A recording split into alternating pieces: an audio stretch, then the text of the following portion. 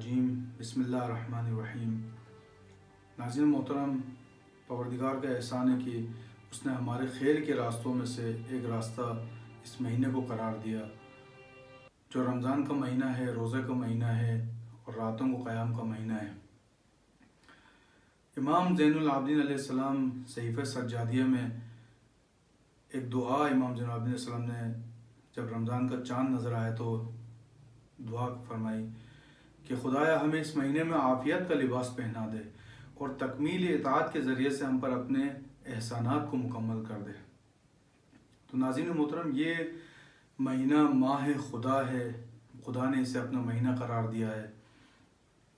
اس مہینے کو بہار قرآن بھی کہا جاتا ہے۔ ہر چیز کے لیے ایک بہار ہوتی ہے اور قرآن کے لیے رمضان کا مہینہ بہار کا مہینہ ہے۔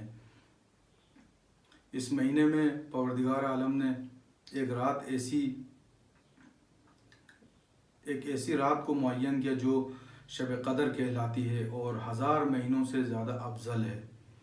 اس مہینے میں خدا نے جنت کے دروازوں کو کھول دیتا ہے، خدا جنت کے دروازوں کو کھول دیتا ہے اور جہنم کے دروازوں کو بند کر دیتا ہے۔ روایت میں ہے کہ پروردگار عالم شیطان کو زنجیروں میں جکڑ دیتا ہے۔ پروردگار عالم یہ چاہتا ہے کہ انسان کی زیادہ سے زیادہ مغفرت ہو سکے، اس کی نجات ہو سکے، اس کی نجات ممکن بنا سکے۔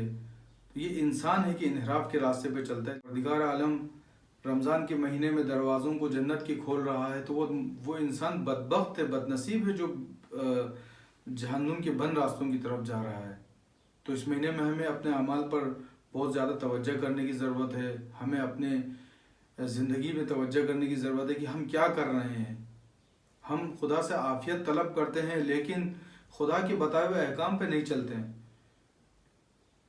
آپ کسی کی اطاعت نہ کریں اور اسے اپنا حکم منوانے کی کوشش کریں اور اسے کہیں کہ آپ یہ کام کر دیں اور اپنا جو ہے وہ کام اس سے کروائیں اور آپ اس کی اطاعت نہ کریں، تو ایسا ممکن نہیں ہے۔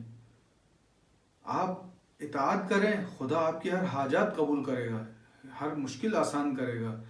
یہ پروردگار کا وعدہ ہے آپ سے، ادعونی استجب لکم، دعا کرو مجھ سے، میں تمہاری دعاؤں کو مستجاب کروں گا۔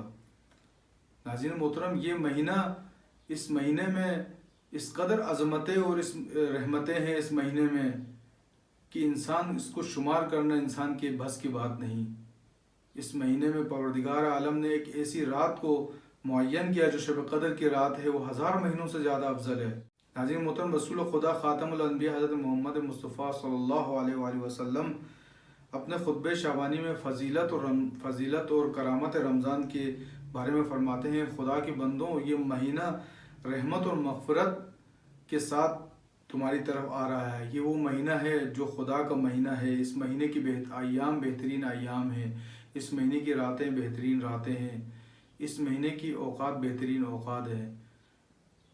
بس تم اس مہینے میں جو سانسیں لیتے ہو وہ سانسیں تمہاری تسبیح شمار ہوتی ہے۔ جب تم اس مہینے میں سوتے ہو وہ سونا تمہارا اس مہینے میں عبادت شمار ہوتا ہے، تمہارے اعمال قبول ہیں، تمہاری دعائیں مستجاب ہیں۔ پھر رسول اللہ صلی اللہ علیہ وسلم فرماتے ہیں تمہیں خدا کا مہمان قرار دیا گیا ہے، اہل کرامت میں سے قرار دیا گیا ہے۔ بس تم اپنے قلب کی پاکیزگی کے ساتھ اور اچھی نیت کے ساتھ خدا کی طرف چلے آؤ تو پروردگار تمہیں 2 نعمتیں عطا کرے گا۔ وہ 2 نعمتیں کیا ہے؟ جب تم قلب کی پاکیزگی کے ساتھ اور نیت کو صاف کر کے جب خدا کی طرف آؤ گے، اس کی مہمانی کو قبول کرو گے تو تمہیں 2 نعمت عطا کرے گا۔ رسول اللہ صلی اللہ علیہ وسلم فرماتے ہیں وہ ایک نعمت یہ ہے کہ تمہیں پروردگار عالم توفیق عطا فرمائے گا قرآن مجید کی تلاوت کی اور روزہ رکھنے کی توفیق عطا فرمائے گا۔ یہ وہ نعمت ہے، یعنی تم اس قدر اپنے آپ کو پاکیزہ کرو کہ خدا تمہیں توفیق عطا فرمائے گا۔ یعنی پروردگار کے نزدیک، خدا کے بارگاہ میں اور رسول اللہ صلی اللہ علیہ وسلم کے بارگاہ میں یہ تلاوت کلام پاک قرآن مجید کی تلاوت کرنا کس قدر اہمیت رکھتا ہے ناظرین محترم، کہ پروردگار تمہیں توفیق عطا کرے گا۔ تو یہ واقعاً ایک توفیق ہے بندوں کے لیے کہ جو قرآن پاک کی تلاوت کرتے ہیں اس مہینے میں۔ یہ مہینہ قرآن کی بہار کا مہینہ ہے۔ تو ناظرین محترم، ہمیں اپنی فیملی کو، اپنے آپ کو اپنے بچوں کو سب کو قرآن کی تعلیم دینی چاہیے اور قرآن کی تلاوت سے منور کرنا چاہیے کہ رسول اللہ صلی اللہ علیہ وسلم سے ایک حدیث روایت ہے کہ جس گھر میں قرآن مجید کی تلاوت ہوتی ہے وہ گھر آسمان والوں کے لیے ایسے چمکتا ہے جیسے زمین والوں کے لیے آسمان میں ستارے چمک رہے ہوتے ہیں۔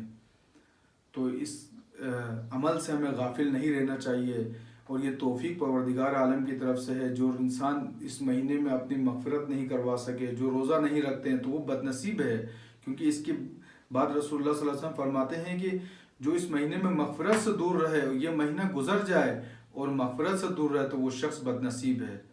اور پھر رسول اللہ صلی اللہ علیہ وسلم فرماتے ہیں کہ یہ مہینہ، اس مہینے کی بھوک اور پیاس کی شدت کو تمہیں پروردگار عالم قیامت کی بھوک اور پیاس کی شدت یاد دلاتی ہے، تاکہ تم اس مہینے میں پیاس اور بھوک کو برداشت کرو اور قیامت کی بھوک اور پیاس کو یاد کرو کہ جس دن کس قدر زیادہ بھوک اور پیاس ہوگی، تشنگی ہوگی۔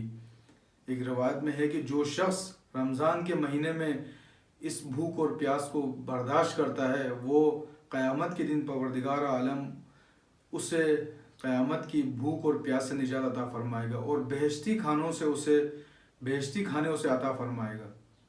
تو ناظرین محترم، یہ انسان ہے کہ جو کھلے ہوئے راستے کی طرف، جو کھلا ہوا راستہ ہے، جو کھلا ہوا دروازہ ہے، اس کی طرف نہیں جاتا۔ بد نصیب وہ شخص ہے جو بند دروازے کی طرف جاتا ہے اور اس دروازے کو کھولنا چاہتا ہے جو جہنم کو دروازہ ہے، جو خدا نے بہشت کے دروازے کو انسان کے لیے کھولا ہے۔ لیکن آپ اندازہ لگائیں وہ شخص کتنا بد نصیب ہوگا جو رمضان میں عبادت اور قرآن اور اس اچھے اعمال کے مہینے کو برے اعمال میں تبدیل کر دیں، روزہ نہ رکھ کے اس کو خدا کی غضب سے اپنے آپ کو جو ہے بچا نہ سکے، تو وہ شخص واقعاً بد نصیب ہے۔ تو ناظرین محترم، اس لیے ہم دعا کرتے ہیں کہ خدایا ہمیں توفیق دے اس مہینے میں اپنے قرابت داروں کے ساتھ نیکی اور صلہ رحمی کرنے کی، اور اس مہینے میں ہمیں توفیق دے پاکیزہ عمل کے ذریعے سے تیری قرب حاصل کریں، اور ہمیں اس جماعت میں شامل فرما خدایا جو تیری رحمت کی بنا پر رفاقت کی بلند ترین منزل پر فائز ہے۔